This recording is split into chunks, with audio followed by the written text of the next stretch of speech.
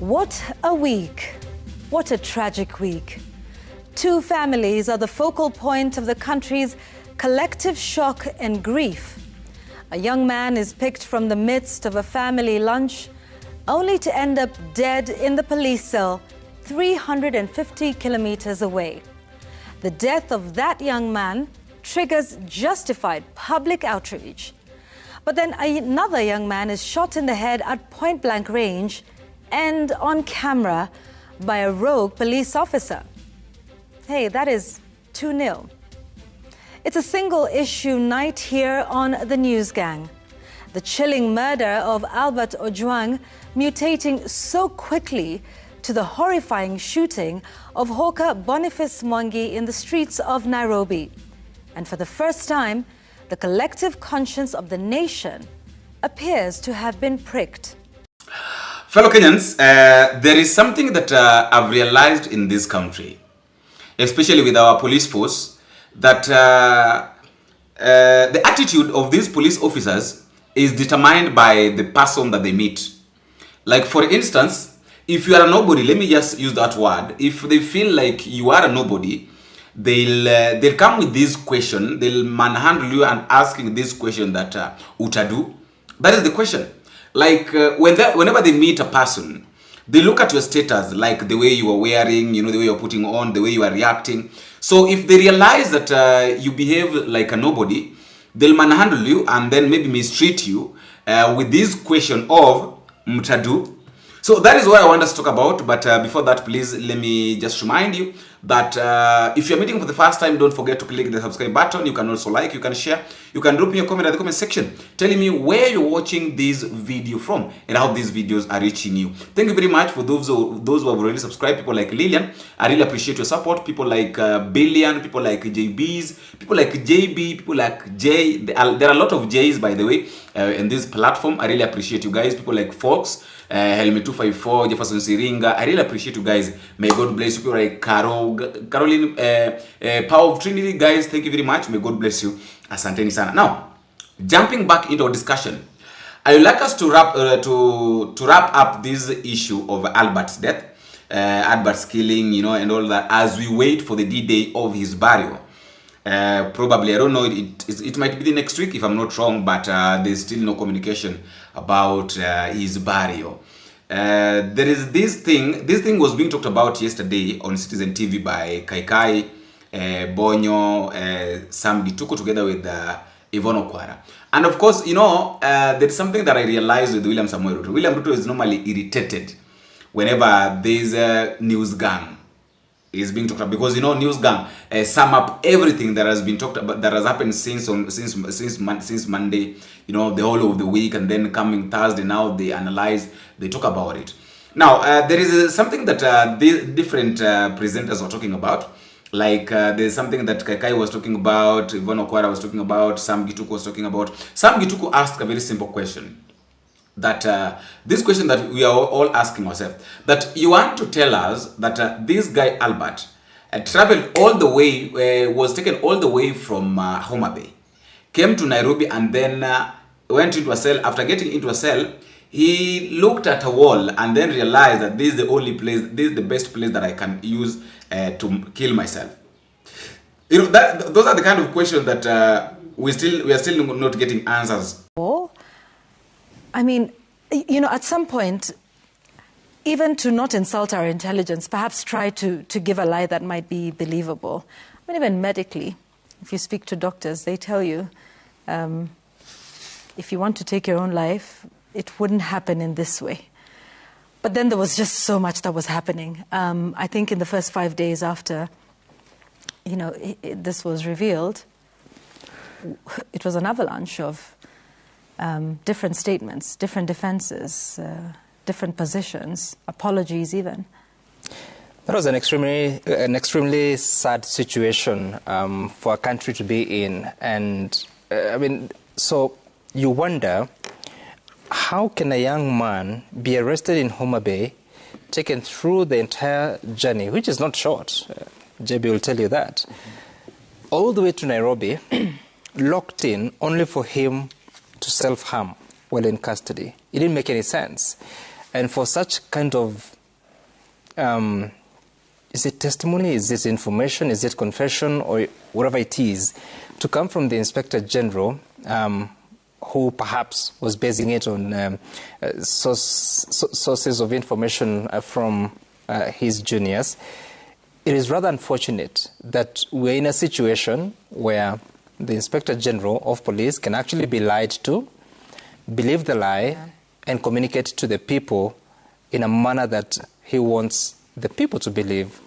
And in that press conference, you have both of his deputies, the entire leadership of the police service, Deputy Masengeli and Deputy Eliud Lagat, who has now have had to step aside. So a lot of questions linger on that particular matter. What exactly transpired? Was the IG and the two DIGs part of the cover-up or the attempt to cover up? Or are they just misled?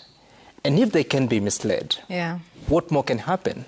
Because, of course, when you listen to the DCI, the Director of Criminal Investigations, Amin Mohammed, saying that Samson Talam is the primary suspect in this particular matter, and he accuses him of lying, of course, a matter that is actively under investigation. So then you have a question of how then does the police service work? You have information that has been fed to the people, and Kenyans are supposed to believe that. The family of Ojwang was supposed to believe that. And if there was any matter to be taken to court, the police are going to give that evidence that he actually killed himself. Now, there are many cases that are taken to court by the prosecution, the Director of Prosecution, the Director of Public Prosecution, based on investigations conducted by the police. Some of these matters, police officers are witnesses. So now you start to wonder just how many people are in court facing charges erroneously. How many people are in prison for the wrong thing, that they are paying for sins they didn't commit. To an extent that you recall, when that time he was the Director General of, or not Director General, he was the DPP. Now he's the Director General NIS, Nuruddin Haji. Shortly after President William Ruto was elected, Nuruddin Haji came out and said that you're having to relook at the cases that you have taken to court emanating from investigations by the DCI, and saying that indeed we have determined there was inconsistencies in the investigations to an extent that the then Deputy President, Rigathi Gachagua, was set free because the investigating officer came and recanted his testimony, said that he was under pressure. So if that can happen at that level, and if you can lie to the Inspector General who goes ahead to relay the lie to the people, what more have we not seen? An extremely unfortunate moment, and I hope and believe that it's a reflection moment for the entire police service, because there are so many of them now, serious budget that they have, meaning they have access to all manner of information and investigation that they can conduct. They have enough resources, perhaps not enough, but they have a significant amount of resources to do their work. If the outcome is still a lie, it would be extremely an unfortunate situation, but hopefully we'll get closer to. And then of Okwara also, Yvon also asked this question, that was it not necessary for IG before coming to lie publicly about Albert killing himself, was it not necessary for him to do his own investigation? His little investigation that, okay, I've been given this, can I go to the place, can I be taken to the place where this person, the word that this person used to hit himself? You know, what you were saying about what information he was given, to what extent did he himself interrogate that information? Okay, before you come to the members of the public and say this is what happened, you know, show me the cell, let me see. Which wall is this that he supposedly, you know, chose as the weapon of choice to end his life? You know, you would imagine that at that level, you get all the information, you cross your eyes, that the Inspector General would do his own form of investigations, at least, question all of that rhetoric before coming on, so that he doesn't then get himself in a position where he has to apologize for an untruthful report. I don't want to use the other word, but let's listen to him. True, he did not hit his head against the wall, but that is the report that we had from the word go. I did my apology on behalf of the National Police Service because of that information.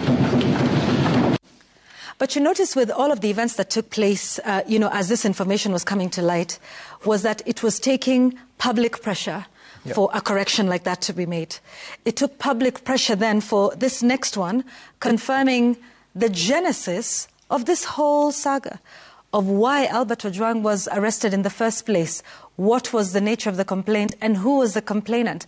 All of these revelations were being made, apologies, retractions, and that sort of thing, being made after members of the public, civil society, lawyers, then put pressure on them for them to give us the information, including the confirmation of the person who made the complaint.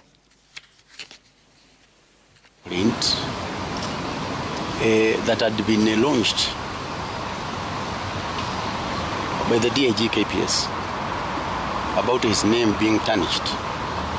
So it is on that basis that investigations were actually being carried out, because he also have got a right to be protected by the same law.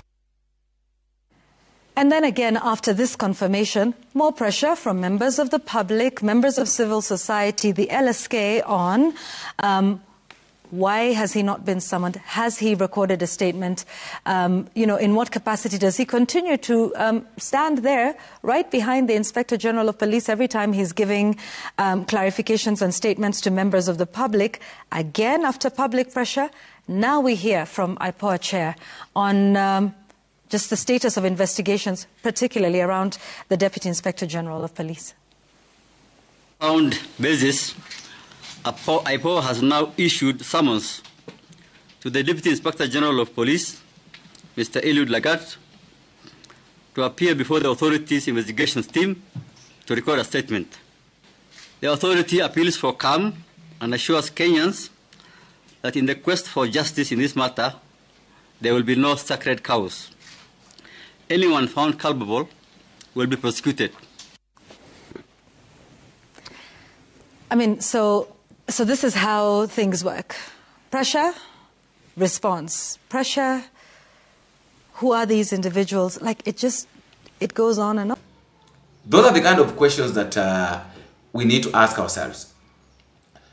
So another thing, guys, is the issue of Kaikai. First, the tremendous strength of this man is admirable. That he still could manage to string so much reason and logic, even in the circumstances he was finding himself in. This is his only son, and he was gone. The story of him carrying his title deed to follow his son to Nairobi, because he was already preparing for the possibility of a court process that will see him maybe deposit the title as security for his son to be free. This is a heart-rending story at a human level. And there's something he says there about the poor. Yeah. And he says they looked at my home and they said, I don't matter. And indeed, that is sometimes, most of the time, the attitude of even the police. Utadu. Because their attitude actually is determined by the status of the person they are interacting with. So when they find a simple home, like we saw the home of the late Albert Ojwang, then this Mzee is accurate in describing the attitude. And I think it speaks for millions of Kenyans on something that needs to change about the attitude of those in power, the office bearers, the instruments of power like the police service, that they need to interact in a more dignified way with the people that they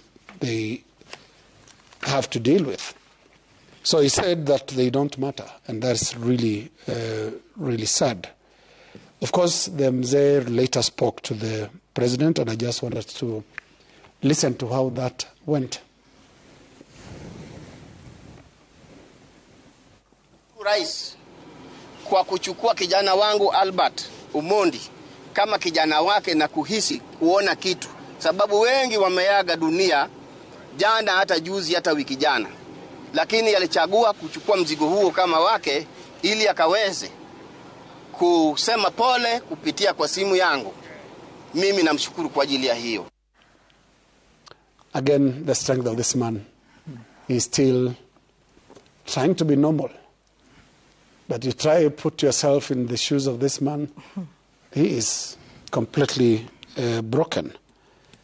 Of his son going to the DCI, being collected from home, I just want us to listen to what he had said as he demanded for answers from the police service.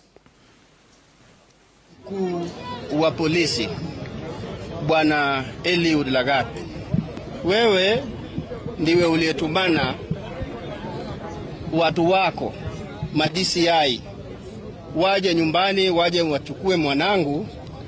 Nilipeana kijana wangu kwa heshima hiyo mkononi mwako, maana nilipata habari kupitia kwa watu uliowatuma waje wamchukue yeye.